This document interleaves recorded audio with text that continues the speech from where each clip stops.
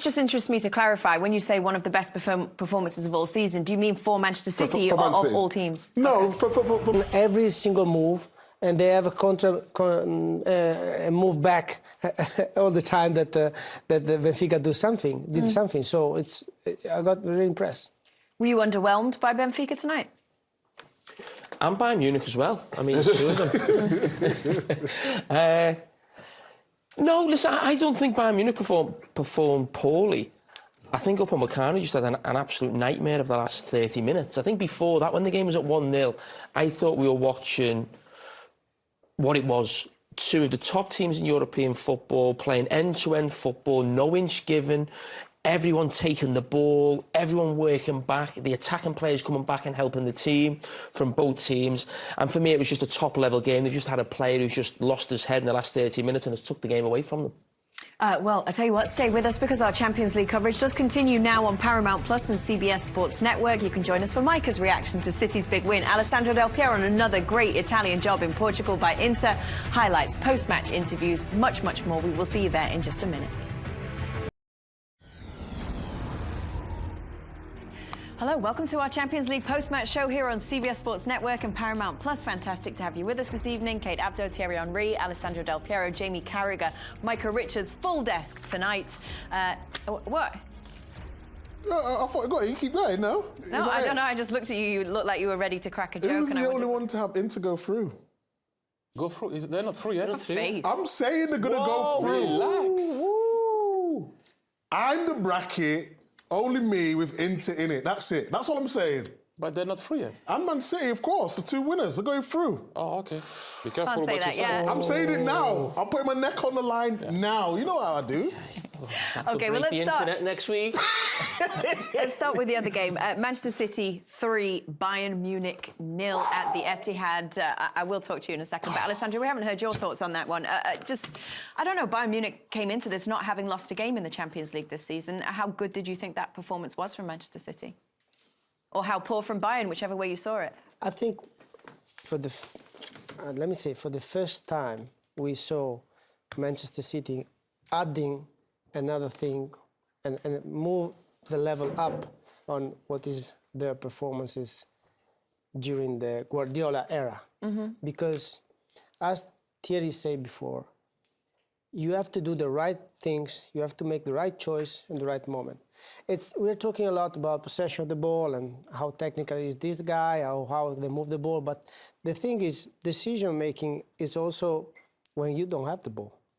And what we saw today, Haaland recovery till their own goal area, and running like crazy, everybody. Rodri was everywhere, were everywhere, and Stone and Diaz saving, I don't know, he saved 3 goals, guys. So Bayern Munich performed well, but Manchester City add something special tonight. And when you make that difference, when you are willing to sacrifice everything, you know, even as a striker, to sacrifice you want to score a goal, of course, you want to do something, but when you're willing to do that kind of sacrifice, you got a lot of things in your pocket. And this is what happened tonight, from my point of view. That's really interesting because I think in European football, when you play at this level, it's just the best of the best and the smallest details make a difference. And obviously we've got 2 of the best strikers who've played in the Champions League. But I remember my managers saying to the strikers we had, in Europe, you have to sacrifice yourself more for the team than maybe you would do in a Premier League, maybe where the level is a little bit lower, or maybe in Serie A. Was you asked by your coaches, maybe Lippi in the past, in big Champions League games, you have to sacrifice yourself for the team? We build our legacy at Juve with that sacrifice, because we switch, for the first time, we switch from 2 strikers to 3 strikers, and not something that didn't happen in Italy before, so, you know, we are very defensive, so 1 striker and 1 half, or 2 is already enough. That 3 striker, but one of the biggest rules in our team was, you guys need to cover. We're going to press high, we're going to try to make you run less, but if we lose the ball, you need to come back. You need to help your teammates, because that is a structure. So, and it happened tonight as well, because one misunderstanding of the first goal for Rodri, that we already showed, give Rodri the possibility to score a goal, and he did it. if the striker make that little sacrifice, understand, well, now I cannot leave Rodri in this position. I'm going to stay with him. When we have the ball, okay, I'm going to go up. So that little things, as you say, make all the difference. Make the right choice, even in defending position, even in every part of the game. Make a right fall. We saw Bernardo Silva, counter-attack by Bayern Munich.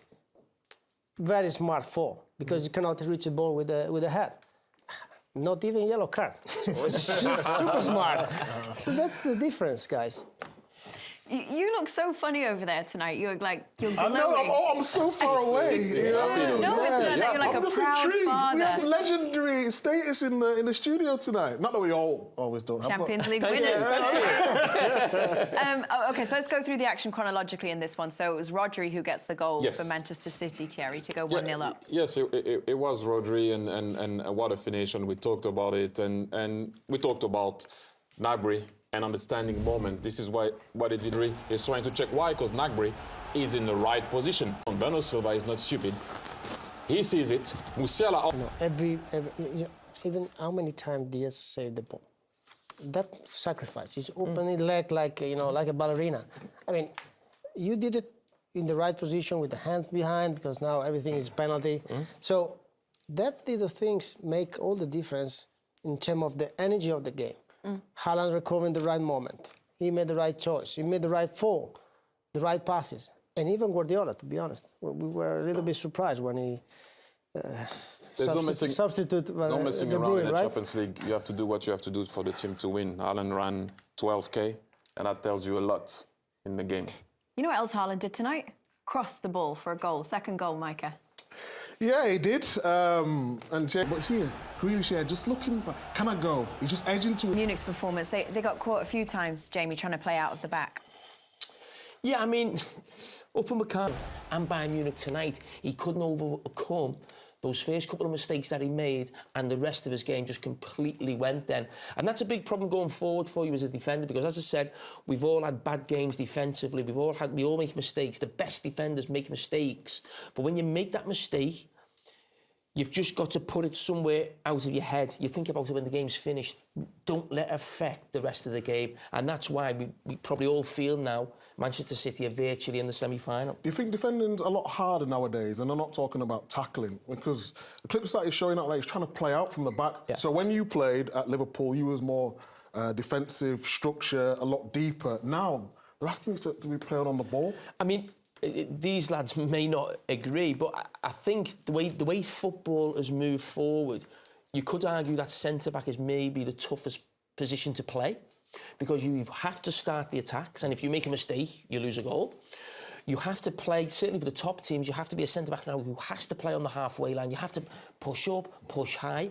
At times you get exposed 1v1. Before defenders, we all support, players in front, players behind, a deep block, certainly when I played. So when I look at what we ask centre-backs to do now, listen, it's completely different to when I played. But when you play for a top team, that's what it's expected of you. Yeah. So, that is the name of the game. And that's why also, I just want to mention again later, the centre-back, or whether we can call him a centre-back or a midfield player, for Manchester City, John Stones was just out of this world, because in those situations, the composure he shows under pressure to take the ball, to pass the ball, is absolutely outstanding. And in his role for me, in these last few weeks since the World Cup, he's been an absolute superstar. So this tonight, by the way, was Erling Haaland's 26th appearance in the Champions League. In his first 25 games in the Champions League, he scored 33 goals. Who scored the next most? Alexander!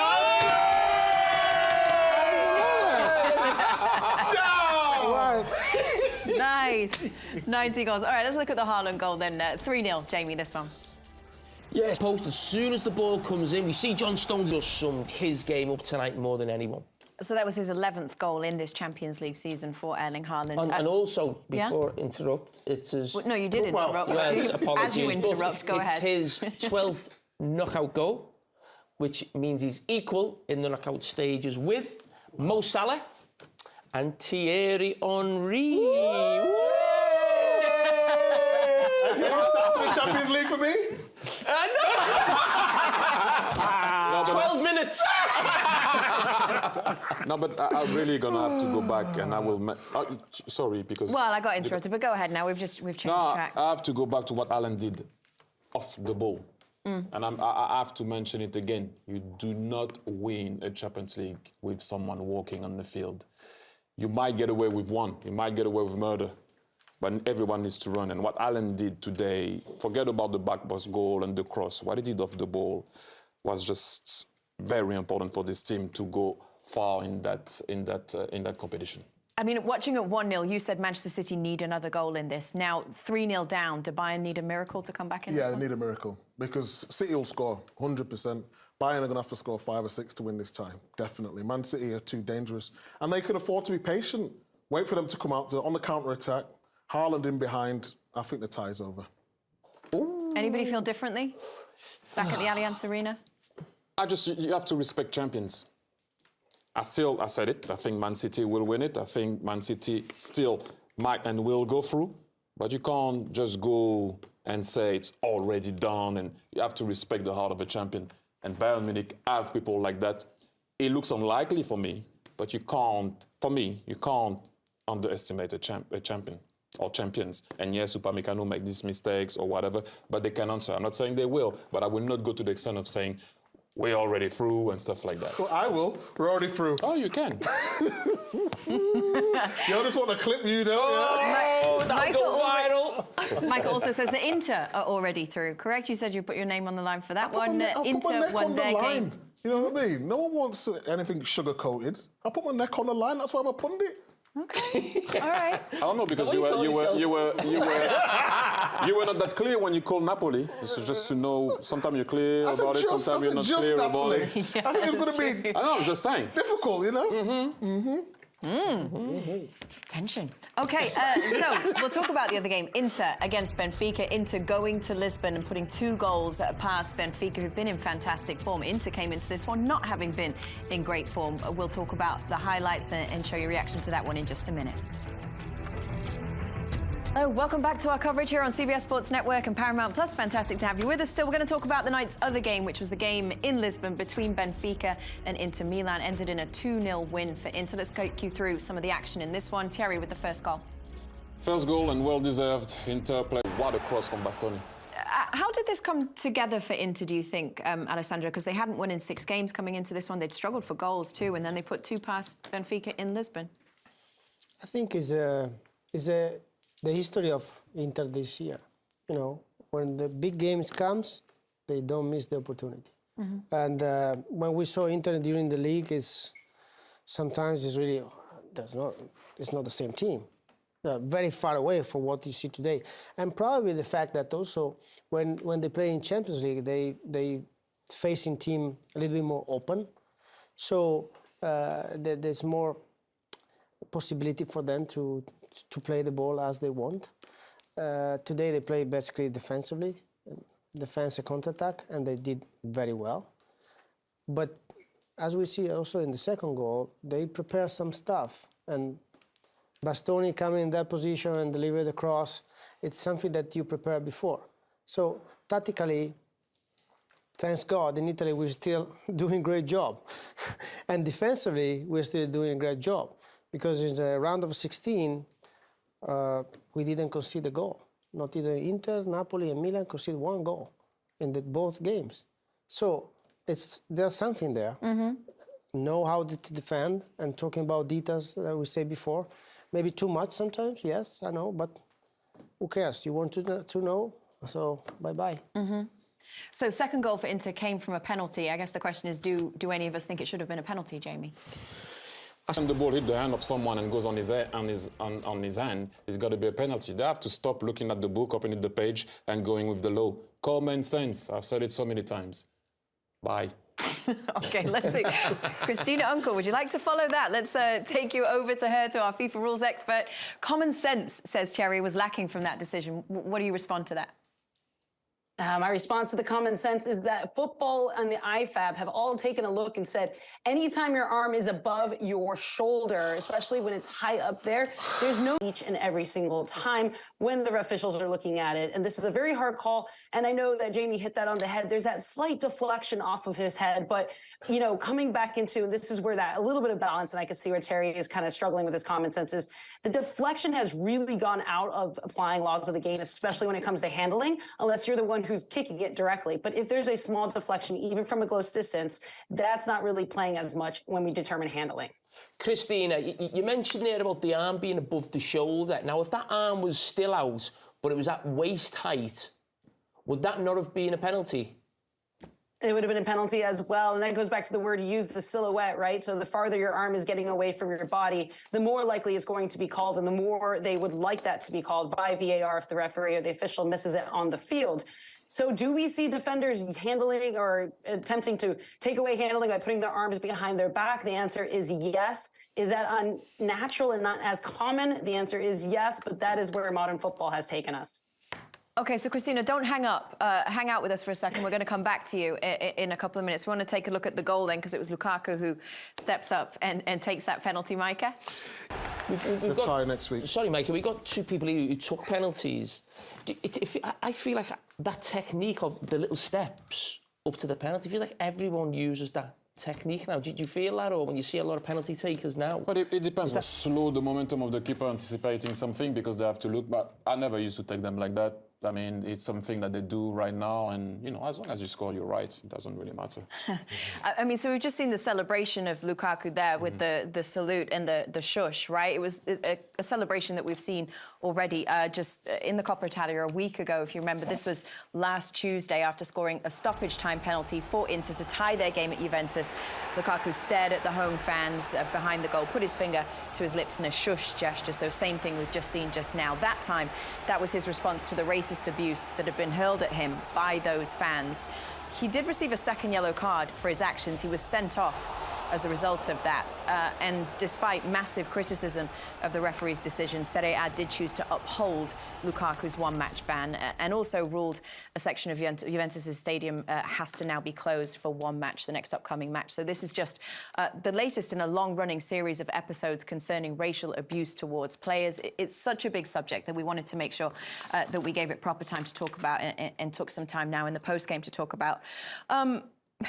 It's something that we just keep on seeing kind of again and again. And obviously we've got two black men in the studio who played in Italy and played in the Italian league. I guess just let's start there with your experiences of racial abuse, whether it's in football or in Italy specifically. It's everywhere. It has been everywhere. It always have been, and it looks like it always will be. Now, is it the old stadium? It wasn't the old stadium. So you can't say that it was the old stadium, but it still happens. And I go back to common sense again. That's not common sense. You can't have common sense on what the guy has been hearing, and he just shushes the crowd, and he gets a yellow, really, because of that. I go back again, and I hope we still have the referee there to talk to us about common sense and why common sense will not come into place there if you have a bit of empathy. And if you know what empathy means, look at it in a dictionary to know what it means. If you see a guy is getting abused and he just stands in front of someone in a stoic manner, being cocky and arrogant, yes. And shushing the crowd, yes. And what? He did it tonight. Did he get a yellow? No, just because there wasn't a crowd of some people having a go at him. It's the same celebration. Yes, I know he looked like or whatever he looks like, and he not shush the crowd. That's the very least he could have done. I would have done worse than him. If I'm getting abused on the field, I go back to common sense again. And the Italian Federation keeps the yellow? And we're talking about common sense? Wow. Seriously. But why did they keep the yellow? I don't actually know. All I can say to you, you suffered of it, I know. suffered of it. And I have to say, it's not only in Italy, I suffered of it everywhere. Everywhere. And every time, it was your reaction that was getting punished. Well, this time, yes, a section of the Juve crowd or stadium will be sanctioned. Yeah, for one game. But I've had enough of looking at no to racism on shirt. I've had enough of that lousy picture at the beginning of the game when we all come and we focus on what's on the field. Can we focus on some other places and see what we can do properly about this? And the guy, I go back, took a yellow card for it. Please, let's stop. So let's dig in on that a little bit, because you mentioned the role of the referee, what you see as a lack of empathy in that situation, right? We have a referee, and Christina Uncle with us, also a person of colour, right? So I guess it's super interesting, your perspective on this one. Do you think it was poorly handled? And what do you think, what is the briefing to referees in those moments? So 2 human rights issues we're dealing with right here. We're dealing with violence in the crowds and the spectators, right, which typically referees do not have any authority over. And we're also dealing with racial abuse. So I don't think, as Terry just mentioned, there has to be a collective effort from all fronts. Yes, the refereeing side of it, and there is a global points of emphasis, not only in Syria, which unfortunately there's a lot of racial abuse that occurs, but we've seen this as well. Anytime a player continues to incite the crowd, there is a point of emphasis that they should be carded for excessive celebration, because that raises violence into the stadium. That raises violence by the spectators onto the field. And that's where that kind of point of emphasis comes in. But to that point, we also have to balance this racial abuse and this racial insensitivity, right? We just saw this again in Major League Soccer this past weekend. When we take a look at all of this from a global perspective, I would have preferred the referee, David Massa, to go ahead and understand the context of it. This is something that could have been heard by everybody on the field. This wasn't only something that was exclusive for that period. It was continuous. And this is where working with Coppa Italia and the event organizers, that at times, I personally myself, when I was in Mexico, I've had to stop the game, because they would say that word after every goalkeeper punt, to make them stop the game. And we have to address the spectators on that side. Would I prefer David Massa not to have given that second yellow card for that red card in the context of this situation? The answer is yes. Is he supported by their the points of emphasis, Syria, the international referees there saying they must be giving these cards? The answer is yes. And that's why Syria upheld this one ban. But we cannot be insensitive to the real human issue rights that are going on right now. And from an officiating standpoint, it is incredibly tiresome that we are having to personally be the ones dealing with these situations of the spectator racial abuse issues, of the spectators committing violent conducts to the players, the coaches. If you can't protect the players and coaches, you're definitely not going to be able to protect the referees. So a lot of common sense needs to be had here. And we can't be putting the referees in the middle of this situation. Trust me, we have a lot of issues on the field already. We don't need any additional issues coming on to our heads. Okay, Christina, so I guess Christina's saying there's an onus on the player, right, not to react in that kind of situation. To ask a player not to react to degradation of that sort, what kind of statement does to racist abuse, right? He did a celebration that he always does week in, week out. So when they're saying they react to the crowd, it was deemed in that context to be provocative. I'm not defending the choice. I'm just saying what the decision was. I'm asking you, as a black player put in that situation, to have the onus put on you not to react, what statement does that send to you as a person of colour? It's degrading, isn't it? Mm-hmm. Do you know what I mean? He celebrated a goal like he does every single week. He's been racially abused in the crowd. And the referee, I know what Christina's saying in terms of it's not on the referees, but he could have dealt with that situation. How can you give someone a yellow card? He obviously heard what was happening in the crowd, and he decided to send him off as well. This is for me what I don't understand. And then for the Italian FA or whoever it is dealing with over there to upheld the yellow card as well, what sort of message is that sending out? It's almost like the condoning the situation, like, because it's not happening to me, I'll pass it on to someone, and then to pass it on and to the crowd to be banned for 1 week. What sort of message is that sending out as well? Mm-hmm. Like, I'm sick and tired, honest to God. Like, all through your life, you go through this nonsense, and you're always having to talk about this. But until real change is implemented, we're going to be talking about the same things over and over and over, and it's tiring. Do you know what I mean? We come to play football and enjoy ourselves, but we're having to deal with this constantly. Thierry mentioned a thing that he had, 20 years ago? And what happens? You get slapped on the wrist, and what happens? Okay, we can do that. It's not going to change unless real change is made. I go back. Why is he not on the referee? I don't understand. He made a mistake. But they validated his mistake after. Why? Because they have to back him up? Exactly. What is this? Seriously, let's keep it real. Let's keep it real. You made a mistake, you made a mistake. I made a mistake, everyone makes a mistake. But you validate the mistake, and then now it's not the referee's fault. It is. And it is the Italian FA's fault. Why are you backing that? You made a mistake. Okay, on the night, this is what happened. When you review it, guys, we cannot upheld the second yellow. No, they do, because that's what the referee do. Follow the rule. Stop it. Common sense has to come into it. I've said it so many times. And I'm with you, Micah. I've had enough so many times. I've had enough. Stop showing the field every time, talking about equality, being diverse, because when you turn the camera on the other side of the field, it's another ball game. But let's talk about something different before I lose my you-know-what here. Christina, I should have said thank you to you, by the way. Your input was super interesting. Can I just ask you a question, though? You obviously sit here as the referee and as a representative of that role.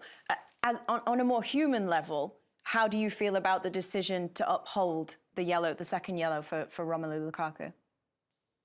I would have preferred referee David Massa to not have issued that second yellow card. And this is where we would come in, and that, there's going to be a mark because we were being required to issue that yellow card. I would rather take that penalty in my assessment behind closed doors because of what I stand for on a private, personal level. Understood. Thank you very much. I appreciate you. Alessandro, it's not a unique problem to Italy, and that's not the picture that we're trying to paint, right? But this certainly didn't reflect well on Italy, especially given the fact that that decision was upheld. Do you agree? It happened many times that we have a sort of discrimination at any level. And of course, the one that we're discussing now is the most important for different reasons. And I think Thierry mentioned a couple of things that probably, I'm thinking about how to deal with that, okay? Because we need to keep going to and face this problem and try to solve it once forever. I don't think it's going to be easy, to be honest. We are living in a society where we try to divide ourselves in any things. We have in Italy, sometimes we divide north from south, and we're still Italian. So what is the point? So but we are crossing the line so many times. We crossed the line so many times that now, we take a step and we say, okay, guys, we need to hold it and finish this stuff. And what I mentioned is we're talking about common sense, yes, but I think it's very important also to have a table where players share time with the referees, with federations, and we all together we come at some point. Otherwise, we're still in this moment, like today. Okay, the referee make mistakes, but why the federation keep going and defend the referee's decision? And why we don't do something else in terms of this? Close the stadium for one game. I mean, at least. In Juve, I know that they know who they were, the guys that make that kind of ridiculous things, and they, of course, they take him out of the stadium forever, for what I understand. But it's not enough sometimes, right? So we still need to find a way to keep going to fight this, but find new ways, from my point of view. Because if what we've done till now works. Don't get me wrong, because we are much better than 10, 15 years ago, to be honest, but not enough. So we need to close that gap of any kind of discrimination and enjoy a show. And there's many ideas. I mean, I'm thinking, for example, talking about Lukaku, we were discussing with Thierry before, in NBA, they give, after a fall, they give 3-5 seconds to the players to, cannot say whatever you want, but, cool down a little bit and then compose yourself. So you can do the same. Do you agree that we're in a much better position than 10, 15 years ago? I mean, this doesn't feel like an irregular occurrence. This feels like something that in football we're still talking about. My story and the story that I had on the field is the same story that Roma had and Moses Keane and Vinicius Junior in Spain and whoever. I don't see it personally. But I see stuff on the sleeves. I mentioned it before. I see that I'll say it, lousy picture at the beginning of the game talking about diversity. It's a lie. But 20 years ago, Thierry. No, I know. But to say John Barnes' story, my story is the same. Every game happened these things. Yeah, I know. At least now, from my point of view, I'm following Italian games. Okay. So now it's different. At least it's not enough. I will not say that it's enough, but we are moving forward slowly. We're moving forward. Very slowly. This episode is bring everybody back 20 years ago. That's the problem. And it's happening often. It's happening in Spain. It's happening in different places. So Yeah, too slowly for satisfaction, that's for sure. We are going to have to go to a break because we're running out of time. We'll be right back in just a minute with more Champions League for you. Stay with us.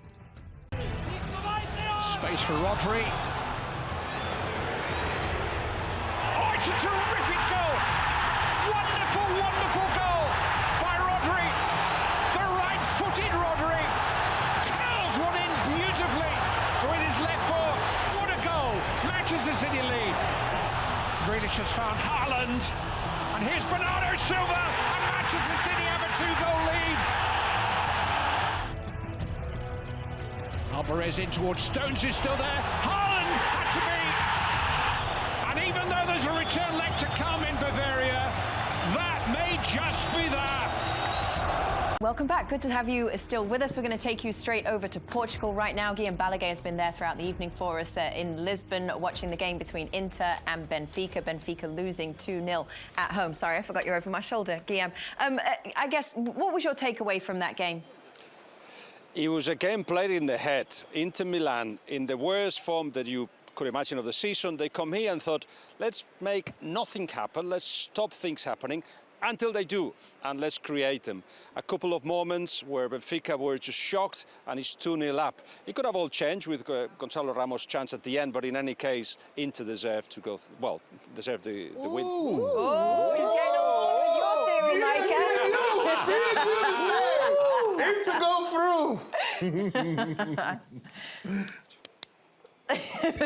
So tomorrow, another first leg game, Real Madrid against Chelsea. You're going to be in Madrid for that one. It's a huge game, Guillaume.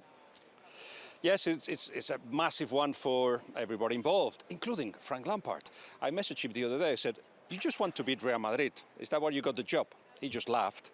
But it is a chance to actually create history, be the Roberto Di Matteo, if you like, of Chelsea. They're close to a final. For Real Madrid, they launched against Villarreal at the weekend. They are 30 points from Barcelona. So what? This is the Champions League, and I think we know what they do when that happens. They become taller, faster, more intelligent, and favourites. All right, great stuff. Thank you, Guillaume. Good to see you. We'll see you again tomorrow. Safe travels. Thank you. Mañana. Let me now take you... Pardon? Hasta mañana. Hasta mañana, sí, sí, muy bien. OK, let me take you over to Manchester then. Everything. Pardon? He said he speaks Spanish. I said everything. Oh, OK. Jules, good to see you. You've survived the cold. Well done. You've been speaking to a few people. I know that Rodri was amongst them. Yes, typical, by the way. The rain has stopped now, but I'm only pitch side for the next 5 minutes or so. But yeah, it's been really busy in the interview area, Kate. Rodri, one of the players who I spoke to about his stunning strike, he said that, you know, he was quite surprised when he got into that area and decided to shoot himself, but it was a brilliant strike that set Manchester City on their way to winning this first leg by 3-0. I said to him, as soon as you got the ball in that space, did you know you were going to shoot? And he actually had a little bit of a giggle and said, you know, maybe I should shoot more, but I am a defensive midfielder, so I'll leave it to the strikers. I also spoke to John Stones, who was named as the man of the match tonight. He said it was a complete team performance, but that the job is certainly not done, as they know what a tough match it's going to be out in Munich. One of my favourite moments was speaking to Pep Guardiola off camera as he was walking past to do some other interviews tonight. He actually grabbed me and said, Jules, please can you say hi to Titi back in the studio? So Thierry, a special message for you from Pep. Very nice. Football friends. Jules, thank you so much. Lovely to see you. Safe travels back home. Thank you. Good night, good night. All right, we're going to go to a very quick break. We've got more still to come for you. We'll preview the rest of the action tomorrow. We've got AC Milan to talk about as well, who are going to be playing Napoli, 2 Italian teams. We've got Alessandro Del Piero in the studio. We'll talk to him and the others in just a minute. Manchester City swept aside Bayern Munich, while Inter Milan enjoyed another away day in Portugal. And tomorrow, the big names just keep on coming. We've got a rematch of last season's epic quarter-final. 14-time champions Real Madrid will welcome Chelsea to the Bernabeu. Plus, at the San Siro, it is an all-Italy showdown as 7-time winners AC Milan host runaway Serie A leaders Napoli. You can catch Real Madrid-Chelsea live on CBS, and you can second screen AC Milan Napoli live on Paramount Plus. Coverage begins at 2 p.m. Eastern for you. We'll be right back after a very short break. Don't move. Welcome back to our studio one final time this evening. Good to have you with us still. So we got 2 games coming up tomorrow, 2 first legs in the Champions League quarterfinals to talk about Real Madrid at home against Chelsea and an all-Italian affair with AC Milan against Napoli. We have an Italian legend in the studio, so let's start there. Carragher is a player that we would expect to be impactful in that game that we've all kind of raved about over the last week. So I guess your turn, your opinion on him. I mean, it's fantastic the way that he plays. You know, he's free in his mind. He's showing and giving everything on the pitch. He's got creativity and power and speed and things that you can't believe he can do it. So, and this has happened because in Napoli now they're living in a special bubble. Everybody play amazing. I mean, they lost some games, couples only, but there is one things that Spalletti, the coach, say to the press a couple of weeks ago, and say, everybody here in Napoli, inside the team, inside the organization, everybody is focused on the same thing. And this is priceless for me. It's exactly what you can say about how to explain why this team is performing so well, why they score 4 or 5 goals to everybody, why they're leading the Italy leagues so far, and they have a big possibility, a chance to go to the final. There's only one problem for them. They're going to play against an Italian team. Don't get me wrong, and I don't want to mess up with the other teams, but when you're facing Napoli for the first time, you can be surprised. This is what happened, from my point of view, for many teams. But when you're facing Napoli as Milan or Inter, like it happened, and Inter is the other team that beat Napoli during this 2023, they know how to adjust things. And we're arriving in a moment now where this is the moment. This is where the moment where you need to perform well, when you need to show something different, something new, like what we saw tonight from Man City, from Holland, for example. So otherwise you stick with 2 great players, Carragher and Osimhen, that unfortunately didn't play. So there's only 2 or 3 ways that you can potentially go to score a goal, but you need to add something else. Tonight, Man City add Rodri, for example. So it's going to be a tough game for Napoli, from my point of view, also because they lost 4-0 during the league, and you still have some memories about the game, you know? So it's going to be very interesting, to be honest. It sure is. The other game is also going to be super interesting, which is the Chelsea-Real Madrid one. If you're Chelsea and you come into a game needing to find form and needing to find a result, and you're going to Real Madrid and the Bernabeu in the Champions League, that's a tough ask. It's a very tough ask. It doesn't get any tougher. European champions, obviously a new manager, Frank Lampard. He's had his first game lost away at Wolves, and I think Real Madrid are huge favourites. I think if you're offered Chelsea now that they lost this game by 1 goal, I think they'd be absolutely delighted to take some sort of result back to Stamford Bridge. But I think we've all picked it on our bracket. Sammy, fancy Real Madrid to go through? Yes, sir. OK, well, it's been fun with all of you tonight. Thank you for joining us. See you all tomorrow. We're all back tomorrow for more, everybody. That's the good news. Today, of course, we saw an impressive first leg win for Manchester City and for Inter Milan. Tomorrow, the 14-time champions plus the sensations of Serie A will take centre stage for us with more Champions League action. Real Madrid hosting Chelsea at the Bernabeu. Napoli travelling to the San Siro to play AC Milan. You can join us for that. Until then, from myself, Thierry, Alessandro, Jamie, Big Cheeks, good night. Yeah.